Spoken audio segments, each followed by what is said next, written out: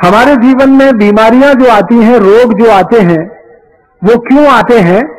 आयुर्वेद की उनकी अपनी परिभाषा है, और परिभाषा ये है कि शरीर में 3 तरह के कषाय होते हैं या 3 तरह के दोष होते हैं। एक है वात, दूसरा है पित्त, तीसरा है कफ। आयुर्वेद में ये कहा गया कि वात, पित्त, कफ अगर ये संतुलित रहें तो व्यक्ति जीवन भर निरोगी होता है। इसी के आगे कहा गया कि अगर वात, पित्त, कफ बिगड़ जाएं, असंतुलित हो जाएं, तो व्यक्ति जीवन भर रोगी रहता है।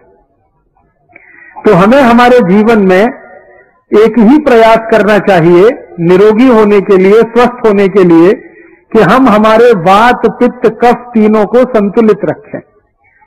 अब वात, पित्त, कफ संतुलित कैसे रहते हैं हमारे शरीर में, इसी के लिए 10 सूत्र हैं।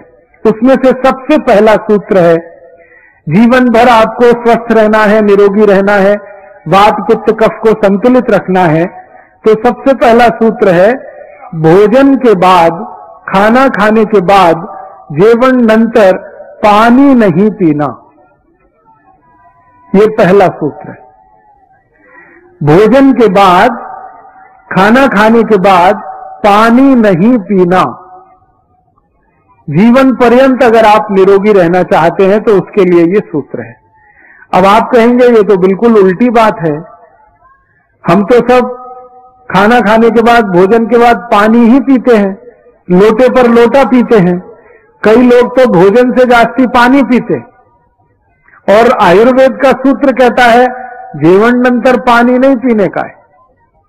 क्या कारण है इसका, क्यों नहीं पीने का है? आपको जो मैं समझाना चाहता हूं वो ये कि आपका ये जो पूरा शरीर है, इस शरीर का सबसे महत्वपूर्ण भाग है आपका पोट।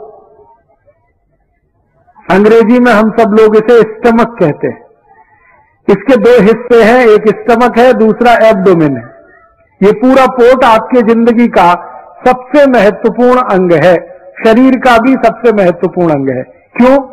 आप जो कुछ भी भोजन करते हैं वो सब कुछ पोट में जाता है। फिर ये भोजन का पाचन होता है, उस पाचन में से रस बनता है, रस में से मांस, मज्जा, रक्त, वीर, मल, मूत्र, अस्थि और मेद बनता है। मल और मूत्र शरीर के काम का नहीं है, तो शरीर उसको नित्य दिन छोड़ देता है। लेकिन मांस, मज्जा, रक्त, वीर आदि आदि जो चीजें बनती हैं वो बहुत काम की हैं, शरीर उनको धारण कर लेता है। तो हम जो भी खाते हैं, जो भी जीवन करते हैं, वो हमारे शरीर की ऊर्जा का सबसे महत्वपूर्ण अंग है। आयुर्वेद ये कहता है कि आपने जो कुछ भी खाया, इसका पाचन होना, इसका हजम होना, इसका डाइजेशन होना बहुत जरूरी है। अब डाइजेशन के लिए, पाचन के लिए क्या होता है कि आप जो भी खाना खाते हैं वो पोट में एक छोटे से स्थान में इकट्ठा होता है, एकत्रित होता है। उस स्थान को कहते हैं जठर। ये जठर शब्द संस्कृत का है, मराठी में भी है, हिंदी में भी है। ये जठर कहां होता है? हमारे पोट का जो केंद्र है, जिसको नाभि कहते हैं, उसके ठीक दावे बाजू में, लेफ्ट साइड में, वहां पर ये जठर होता है। सारा भोजन इसी जठर में आता है। फिर जब भोजन वहां आ जाता है तो तुरंत उसमें अग्नि प्रदीप्त होती है, आग जलती है। और ये अग्नि ऐसी ही होती है जैसे हमारे स्वयं पाक घर में रसोई गैस जो है, एलपीजी गैस जिसको आप कहते हैं, उसमें अग्नि जलती है, वैसे ही आपके जठर में भी अग्नि जलती है। अब क्या हुआ कि आपने भोजन किया, सारा भोजन पोट में, जठर में इकट्ठा हुआ, अग्नि जलना शुरू हुआ, अग्नि ने भोजन का पाचन शुरू किया, उसी समय आपने गटागट पानी पी लिया। अब क्या होगा? अग्नि और पानी का मेल नहीं है, अग्नि और पानी की दोस्ती नहीं है, अग्नि और पानी की दुश्मनी है। अगर आपने खाना खाने के बाद तुरंत पानी पी लिया, तो जो पोट में अग्नि जल रही थी खाने को पाचन करने के लिए, वो बुझ जाएगी, बंद हो जाएगी। और अग्नि अगर बुझ गई और बंद हो गई तो खाने के पाचन की क्रिया समाप्त हो जाएगी, रुक जाएगी। और अगर ये क्रिया रुक गई तो भोजन का रस नहीं बनेगा, और भोजन का रस नहीं बनेगा तो फिर भोजन सड़ेगा, और वो सड़ा हुआ भोजन आपके शरीर में कम से कम 103 रोग पैदा करेगा। और वो 103 रोग क्या है, नाम से बताता हूं। बहुत लोग ये कहते हैं हमारे पेट में जलन होती है, गैस बनती है, एसिडिटी। जान लीजिए कि जिनको भोजन पचता नहीं है, हजम नहीं होता है, उन्हीं को एसिडिटी होती है भोजन के सड़ने पर।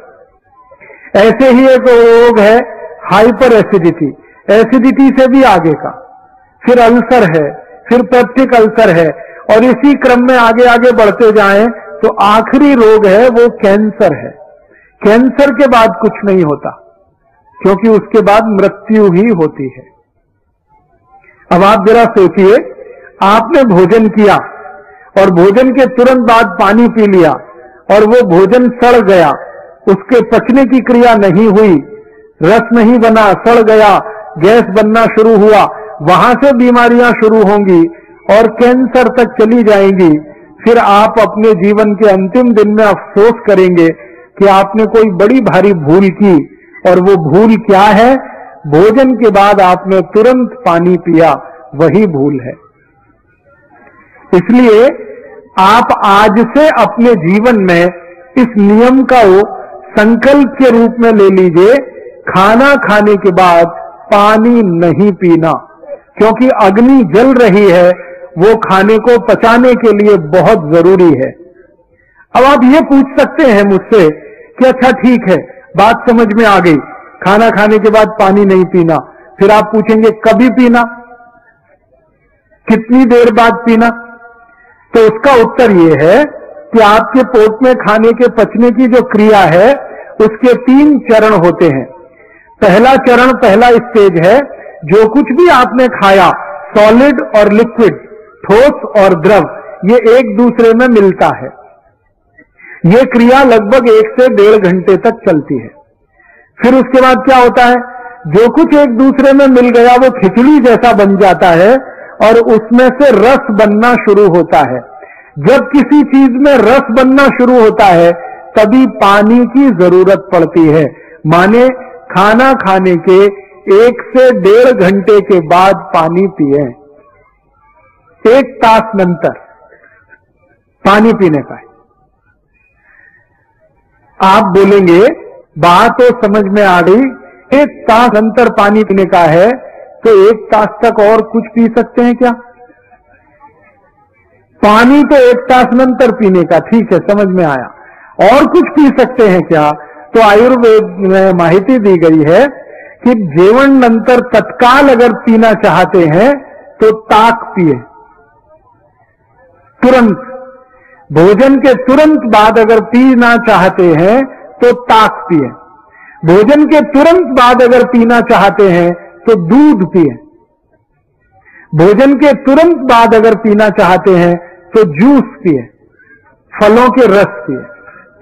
भोजन के तुरंत बाद पानी नहीं पिए, जूस पिए, ताक पिए, दूध पिए, पानी नहीं पिए। अब आप फिर पूछेंगे ये क्या चक्कर है? पानी तो नहीं पिए, ताक पी सकते हैं, ताक में भी तो पानी ही है। पानी नहीं पी सकते लेकिन जूस पी सकते हैं, जूस में तो पानी ही पानी है। पानी नहीं पी सकते लेकिन दूध पी सकते हैं, दूध में आप जानते हैं 90% से जास्ती पानी है। तो ये क्या चक्कर है? आयुर्वेद का एक ज्ञान कहता है जीवन नंतर पानी नहीं पीने का, और आयुर्वेद का ही ज्ञान कहता है जीवन नंतर ताक पीने की, दूध पीने का, जूस पीने का, पानी नहीं पीने का। जबकि जूस में भी पानी है, ताक में भी पानी है, दूध में तो पानी ही पानी है। ये कुछ चक्कर है, ये जरा समझना है ये चक्कर क्या है। मैं आपको जो जानकारी देना चाहता हूं वो ये कि ये जो पानी होता है ना, ये अगर अकेला है किसी चीज में मिलाया नहीं है इसको, तो ये पानी के अपने गुण उसमें धारण किए हुए रहता है। पानी के कुछ गुण है, जैसे पानी रंगहीन है, पानी गंधहीन है, पानी स्वादहीन है, पानी शीतल है, पानी शामक है, ऐसे पानी के बहुत सारे गुण हैं। लेकिन ये सारे गुण पानी के तभी तक रहते हैं जब तक पानी अकेला होता है। जैसे ही पानी को किसी वस्तु में मिला दिया जाता है, पानी के सारे गुण खत्म हो जाते हैं। जिस वस्तु में पानी मिल गया उसी के सारे गुण उसमें आ जाते हैं। आपने हिंदी फिल्म का एक गाना सुना, पानी रे पानी तेरा रंग कैसा। फिर उसी गाने में कहा गया जिसमें मिलाओ उस जैसा। माने पानी का गुण है कि जिसमें मिला दिया वैसे ही हो जाएगा। अब ताक में पानी है तो वो पानी नहीं है, वो दही है, क्योंकि ताक बनाई है दही में पानी मिलाकर, तो दही के सारे गुण पानी में आ जाएंगे। इसी तरह से दूध है, दूध में पानी मिला दिया है तो सारे गुण पानी में दूध के आ जाएंगे। इसी तरह जूस में अगर पानी मिल गया है तो फल के सारे गुण पानी में आ जाएंगे। इसलिए जूस पीने का, ताक पीने का, दूध पीने का नियम बताया गया, पानी नहीं पीना है। बात समझ में आ गई? आप कर सकते हैं, आज से ही इसको अपने जीवन में शुरू करिए। अभी इसमें एक और प्रश्न आप पूछेंगे। प्रश्न ये आएगा कि अच्छा ठीक है, जेवण नंतर तत्काल ताक पीने का, जेवण नंतर तत्काल दूध पीने का, जूस पीने का, पानी 1 तास नंतर पीने का, तो आप पूछेंगे जेवण पूर्व? नंतर तो समझ में आ गया, पूर्व? जेवण पूर्व पानी पी सकते हैं क्या? तो आयुर्वेद में उसके लिए कहा गया हां पी सकते हैं। जेवण पूर्व भरपूर पानी पी सकते हैं, लेकिन उसका समय निर्धारित है। जेवण पूर्व लगभग 48 मिनट पहले भरपेट पानी पी सकते हैं। अगर आपको 10 बजे जेवण करने का है, खाना खाने का है, 9:12 तक भरपेट पानी पी सकते हैं। 11 बजे भोजन करने का है, 10:12 तक भरपेट पानी पी सकते हैं। 48 से 50 मिनट पहले आप कितना भी पानी पी सकते हैं। आप बोलेंगे ये क्या कारण है? कारण ऐसा है कि जब आप पानी पीना शुरू करते हैं तो पानी आपके मुंह में होता हुआ, गले से उतरता हुआ, शरीर के अनेक अनेक अंगों में घूमता हुआ अंत में मूत्र पिंड में जाकर आता है। तो मुंह से पानी पीना शुरू करें और उसको मूत्र पिंड तक पहुंचने में, जगह जगह से घूमकर आने में 48 मिनट ही लगते हैं। इसलिए कहा गया जेवण पूर्व अगर पानी पीना है तो 48 मिनट पर पिए। जेवण नंतर पीना है 1 तास कम से कम, जास्ती से जास्ती 1.5 तास। अब आप आखिरी एक प्रश्न पूछेंगे, जेवण के मध्य में पानी पिए कि नहीं पिए? तो उसका भी उत्तर है, अगर आप भोजन कर रहे हैं और भोजन करने में 2 अन्न खा रहे हैं, 2 अन्न खा रहे हैं से मतलब ज्वारी की भाखरी खा रहे हैं और भात खा रहे हैं, ये 2 अन्न हैं। गेहूं का रोटी खा रहे हैं, चपाती खा रहे हैं और भात खा रहे हैं, ये 2 अन्न हैं। मक्की या बाजरी की रोटी खा रहे हैं, भात खा रहे हैं, ये 2 अन्न हैं।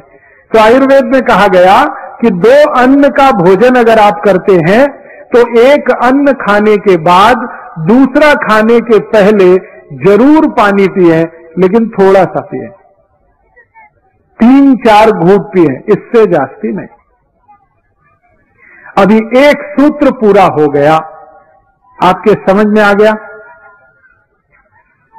अगर किसी को नहीं आया हो तो हाथ उठा दे, मैं फिर समझाऊंगा, क्योंकि ये एक सूत्र अगर आपने समझ लिया, जीवन पर्यंत आपका वात, पित्त और कफ तीनों संतुलित हो जाएंगे और आपको कभी रोग ही नहीं आएगा, बीमार ही नहीं पड़ेंगे, हमेशा स्वस्थ रहेंगे। आप बोलेंगे इसका कुछ प्रमाण दो, तो मैं आपको प्रमाण देना चाहता हूं।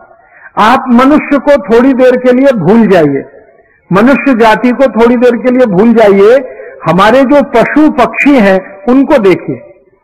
जितने भी पशु हैं, गाय है, भैंस है, मछली है, बकरी है, जो भी पशु हैं, इनको ध्यान से देखिए, ये सब सवेरे सवेरे भोजन करते और पानी सब दोपहर को पीते। जेवण करेंगे सकाळी और पानी दोपहरी। मेरा जन्म गांव में हुआ, मेरा परिवार शेतकरी परिवार है, मेरे घर में गाय है, बचपन से मैंने गाय को देखा है। तो गाय सवेरे जेवण करती है भरपेट, पानी दोपहर को पीती है 10 बजे 11 बजे, जेवण के साथ कभी पानी नहीं पीती। मैंने बहुत बार गाय के सामने क्या किया, वो जो खाना खाती है भोजन करती है उसके सामने पानी रख दिया, वो देखती भी नहीं है उस पानी को। पहले भरपेट खाना खाती है, फिर आराम से बैठ जाती है, फिर जुगाली करती है, फिर 2-3 तास नंतर पानी पीती है। इसलिए किसी गाय को डायबिटीज नहीं होती।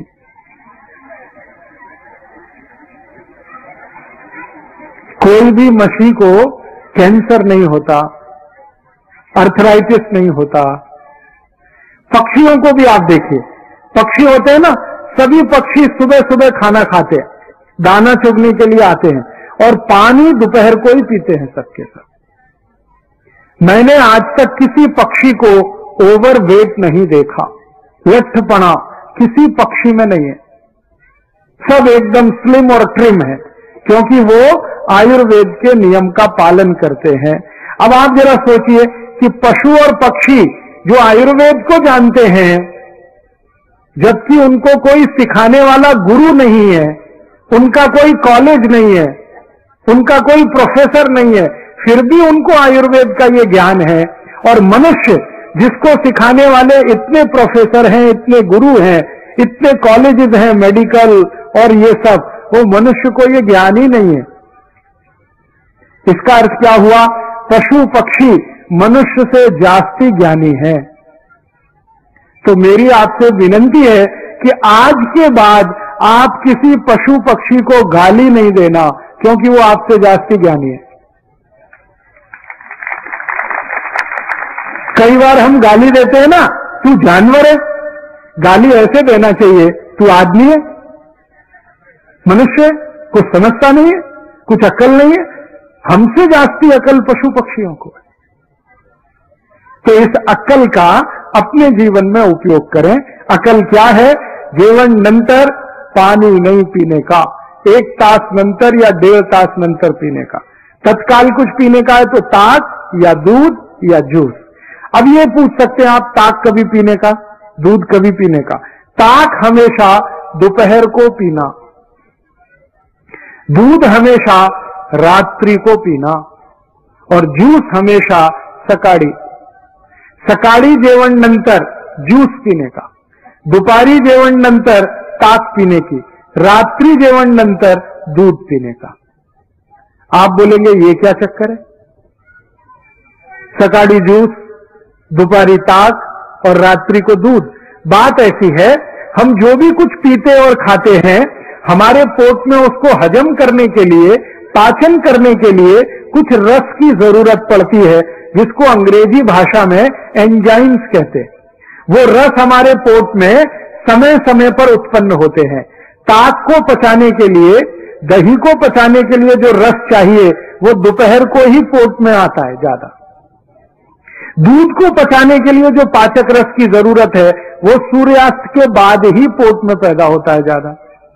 और जूस को पचाने के लिए जिस पाचक रस की जरूरत है वो सकाळी सबसे जास्ती होता है। इसलिए नियम बना दिया गया, सकाळी जेवण नंतर जूस, दुपारी जेवण नंतर ताक, रात्रि जेवण नंतर दूध।